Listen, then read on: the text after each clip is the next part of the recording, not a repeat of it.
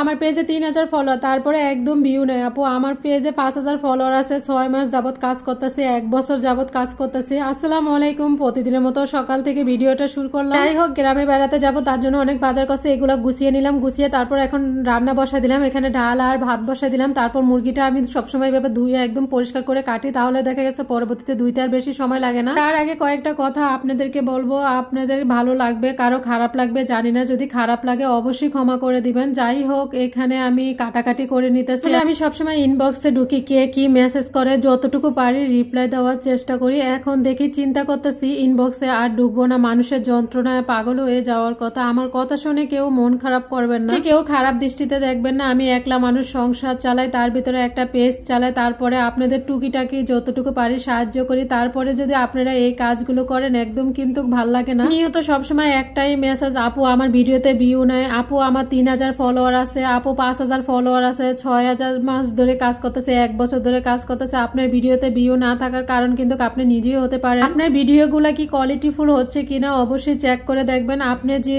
অন্যের ভিডিওতে কমেন্ট করতেছেন, আপনার কমেন্টগুলা কি সুন্দর হইতেছে কিনা এটাও দেখবেন। এরকম ভাবে কমেন্ট করতে হবে প্রতিনিয়ত, যেমন আপনার যে কমেন্টগুলো মানুষের চোখে পড়ে। আপনি একটুখানি কমেন্ট করে যে ভালো আছি, ঠিক আছি, সুন্দর হয়েছে, এই ধরনের কমেন্ট না করে একটু গঠনমূলক কমেন্ট করবেন। দিলে দুই পাখি। কখনো দেখেছেন আমি ডাইরেক্ট ভাতের মার দিয়ে ফেলতেছি টকের ভিতরে? আসলে আমি বেশিরভাগ সময় টক রান্না করলে অন্য কোনো কিছুতে নেই না, এভাবে টকটা দিয়ে দেয়। তো এদিকে মুরগিটা আমি আজকে কড়া করে ফ্রাই করে রান্না করবো। আমার কাছে না রান্না করতে অনেক বেশি ভালো লাগে যদি সবকিছু জোগাড় করে নেওয়া যায়। আর হয়েছে গ্যাস থাকলে, বাসায় তো গ্যাস থাকে না, এই জন্য রান্না করতে মানে দেখা যায় ফার্মের মুরগি সবকিছু মেখে আমি সবসময় রান্না বসাই দিই, কারণ সিলিন্ডার গ্যাসে রান্না করতে করতে তো অনেক সময় লাগে এই কারণে। আর যদি লাইনের গ্যাস থাকে তাহলে মুরগিটা কড়া করে ফ্রাই করে রান্না করি। এই যে আমি কিন্তু সব রান্নার আগে মুছে ক্লিন করে নেই, মানে চুলাটা প্রতিদিনই আমি রাত্রে পরিষ্কার করে রাখি, যেহেতু আমি সকালে ঘুম থেকে উঠে রান্না করি, সকালে আর কষ্ট হয় না, এই কারণে সকালে ঘুম থেকে উঠে রান্নাটা বসাই। যাই হোক, কিছু কিছু আপুরা এরকম ইমোশনাল ভাবে কথা বলে, শুনলে কিন্তু অনেক বেশি খারাপ লাগে, আবার অনেক কিন্তু বেশি রাগ হয়। আপু আমাকে মেসেজ করছে, আমাকে মেসেজ করে বলতেছে, আচ্ছা আপনি কি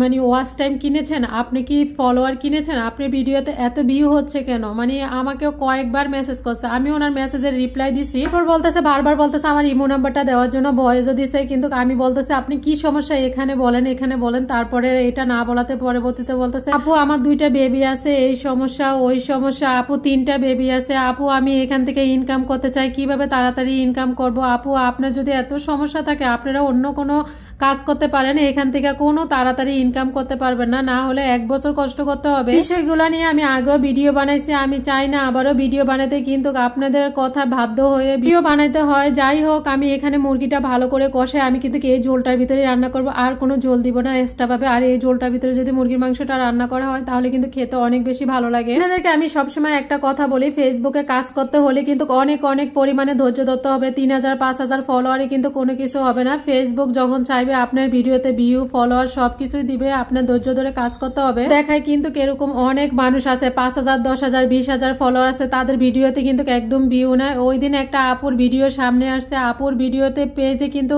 ঢুকার পরে দেখলাম 80,000 ফলোয়ার। আপুর ভিডিও ভিউ দেখলে মাথাটা পুরা ঘুরে যাবে, 200-300 ভিউ হয়। তাহলে আপনারা যদি 3000 2000 ফলোয়ার নিয়ে এত নাচানাচি করেন, ওই আপুদের কি অবস্থা হবে? আপনারা একটু ধৈর্য ধরে কাজ করেন, ইনশাল্লাহ একদিন না একদিন সবাই সফলতা হতে পারবেন। যাই হোক, এখানে কথা বলতে বলতে আমার রান্না বান্না শেষ হয়ে গেছে। এখানে আমি বিকালে ছেলের জন্য হালকা একটু 2-3 পিস নাস্তা বানিয়ে দিলাম, এটা ডিম দিয়ে বানাইছি। ভিডিওটা কেমন হয়েছে আপু ভাইয়ারা অবশ্যই কিন্তু কমেন্ট করে জানাবেন। ভিডিও শুরুতে বলেছিলাম আমার কথাগুলো যদি কারো খারাপ লাগে আমাকে কিন্তু ক্ষমার দৃষ্টিতে দেখবেন। আর কিছু কিছু আপুরা এরকম। যাই হোক, কথা বলতে বলতে ভিডিওটা শেষ পর্যায়ে ছেলে পিঠাগুলো হয়ে গেছে। আজকের মতো এই পর্যন্ত, কি সবাই অনেক বেশি ভালো থাকবেন। যদি ভিডিওটা কোনো অংশে ভালো লেগে থাকে অবশ্যই ভিডিওটা শেয়ার করে অন্যদের মাঝে দেখার সুযোগ করে দিবেন। আজকের মতো এই পর্যন্ত, কি সবাই অনেক বেশি ভালো থাকবেন। আল্লাহ হাফেজ।